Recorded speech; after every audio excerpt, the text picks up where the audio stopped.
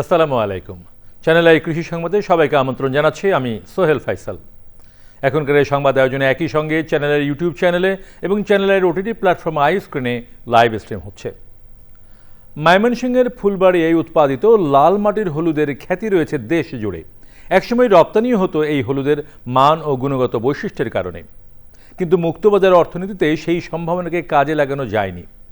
কৃষকদের অভিযোগ, ভারত ও মিয়ানমার থেকে নিম্নমানের হলুদ আমদানি করে বাজারে বিক্রি হচ্ছে লাল মাটির হলুদের সাথে মিশিয়ে। এতে ক্ষতিগ্রস্ত হচ্ছে স্থানীয় চাষি ও ব্যবসায়ীরা। ময়মনসিংহ থেকে শেখ মহিউদ্দিন আহমেদের তথ্যচিত্রে আল মুকসিদের রিপোর্ট। ময়মনসিংহের ফুলবাড়িয়ার হলুদ। পাহাড়ের লাল মাটি ও অনুকূল আবহাওয়ার কারণে এখানে চাষ করা হয় উন্নত মানের হলুদ। রান্নায় ব্যবহৃত মশলা হিসেবে এই হলুদ স্বাদে গন্ধে অতুলনীয় ও পরিমাণে কম লাগায় যা ছিল একসময় জগৎ বিখ্যাত। ভারত ও মিয়ানমার থেকে নিম্নমানের হলুদ আমদানি করে মেশানো হচ্ছে ফুলবাড়িয়ার হলুদের সাথে।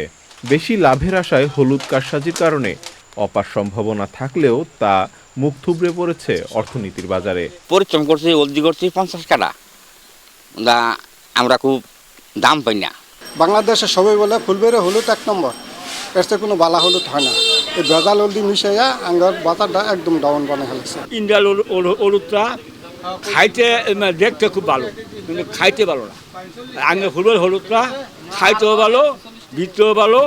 আমাদের হলুদ এখন বাজার হলো 5,000 5,500 টাকা, হলুদের দাম ছিল 8,000 টাকা। ফুলবাড়িয়ার হলুদের সাথে মিক্সড করিয়া এগুলা বিক্রি করতেছে, এর জন্য আমাদের এই ফুলবাড়িয়ার হলুদটা দাম কমে গেছে অনেকটাই, চাহিদাও কমে গেছে।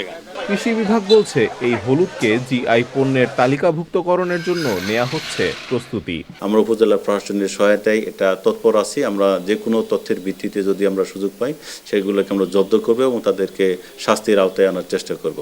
আর আমরা চাই যে ফুলবাড়িয়ার হলুদটাকেও আমরা জিআই পণ্য হিসেবে অন্তর্ভুক্ত যেন করতে পারি। সেজন্য আমাদের পর্যাপ্ত তথ্য উপাত্ত ডকুমেন্ট সংগ্রহ কাজ চলছে। গত 5 বছর ব্যবধানে এই অঞ্চলে 320 হেক্টর জমিতে কমেছে হলুদের আবাদ। কাজেই সংশ্লিষ্টদের এ ব্যাপারে জরুরি পদক্ষেপ প্রয়োজন বলে মনে করছেন বিশেষজ্ঞরা। আল মুকসিদ, চ্যানেল আই।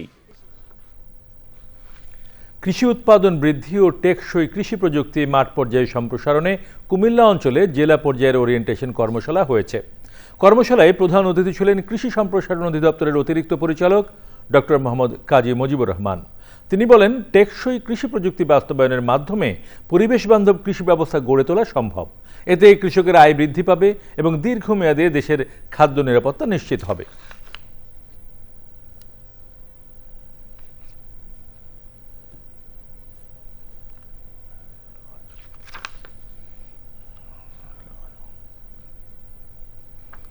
সাভারে এবারে বড়ইয়ের ভালো ফলন হয়েছে এবং বাজার মূল্য বেশ ভালো।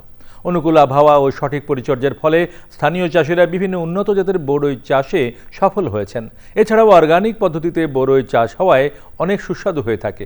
তাই গ্রাহকদের চাহিদাও দিন দিন বাড়ছে বলে জানায় চাষিরা। বাজারে কুল বিক্রি হচ্ছে কেজি প্রতি 150 টাকা দরে। এছাড়াও সাভার ও আশুলিয়ার বিভিন্ন গ্রামে উন্নত জাতের বড়ইয়ের ফলন হয়েছে।